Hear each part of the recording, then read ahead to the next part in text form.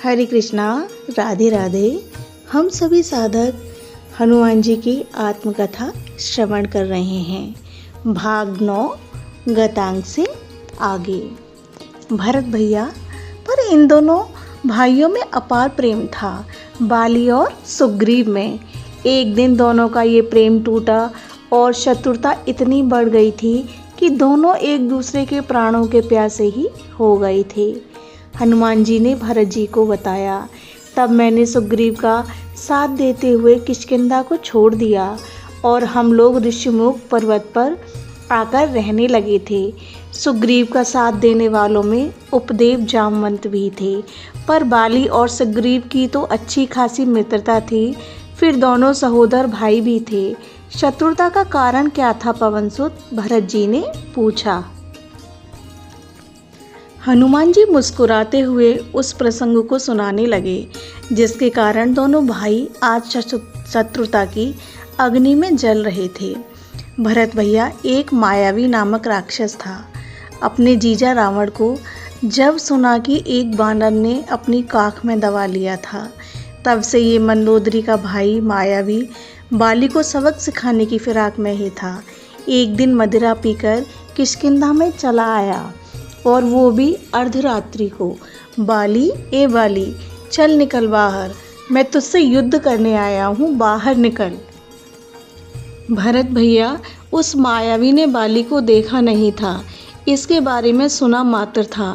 बाली क्रोधित हो उठा और मायावी से लड़ने को निकला बाहर, पर बाली के साथ सुग्रीव भी निकले और सुग्रीव के साथ में तो था ही। भरत भैया, मुझे हंसी आई। बाली का शरीर देखकर वो मायावी राक्षस तो भागा। अब बाली शत्रु को क्यों छोड़ने लगा भला? बाली उस मायावी के पीछे और बाली के पीछे सुग्रीव और हम लोग। विचित्र था वो मायावी राक्षस। छुपने के लिए एक गुफा में चला गया, पर गुफा इतनी सकरी थी कि एक ही आदमी उसमें जा पाता था। बाली ने रोक दिया अपने भाई सुग्रीव को और कहा, जब तक मैं ना आऊँ तुम लोग यहीं रहना, मेरी प्रतीक्षा करना, ठीक है? सुग्रीव ने अपना सिर हाँ में हिलाया, पर जाते जाते बाली फिर एक बात बोल गया, 15 दिन तक मेरी प्रतीक्षा करना, उसके बाद वापस किष्किंधा चले जाना। इतना कहकर बाली गुफा में चला गया और हम लोग गुफा के बाहर ही बैठे रहे। दिन रात आवाज़ आती रहती थी गदाओं के टकराने की, चीखने और चिल्लाने की, पत्थरों के तोड़फोड़ मचाने की। 15 दिन क्या, हमें तो 1 महीना हो गया था। कुछ दिनों से कोई आवाज़ नहीं आ रही है। हाँ, अंतिम आवाज़ के रूप में एक चीख सुनाई दी थी। उसके बाद खून की धारा पनारे के रूप में गुफा से बाहर निकली थी। डर गए सुग्रीव। हनुमान, देखो ना, मेरे प्रिय बड़े भाई बाली को उस मैंसुत ने मार दिया। मैं उन दिनों शांत ही रहता था, और शांत ना कभी रहता तो क्या कर लेता। मैं तो अपना बल पराक्रम सब भूल चुका था।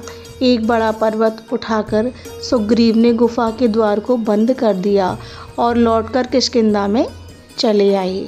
किष्किंधा में आते ही सुग्रीव को राजा बना दिया गया था। पर भरत भैया, जब मंत्रोच्चार के बीच राज्याभिषेक सुग्रीव का हो रहा था, तभी बाली आ गया और बाली का शरीर उस समय क्रोध से कांप रहा था। सीधे राजगद्दी में बैठे अपने अनुज सुग्रीव को उसने मारना शुरू कर दिया, पर मुझे आश्चर्य हुआ, वो सुग्रीव भागा वहाँ से।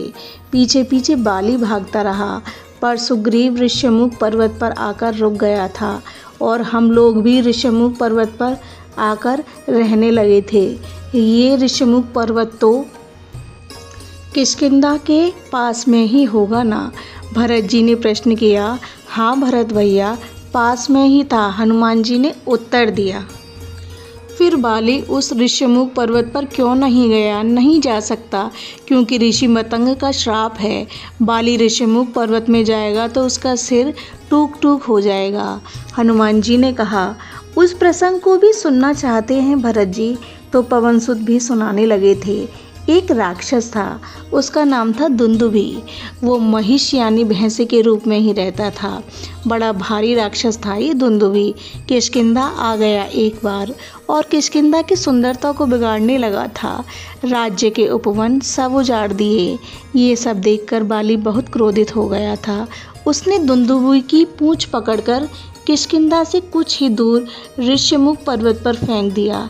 पर ये क्या, माता शबरी के पूज्य गुरुदेव ऋषि मतंग साधना में लीन थे।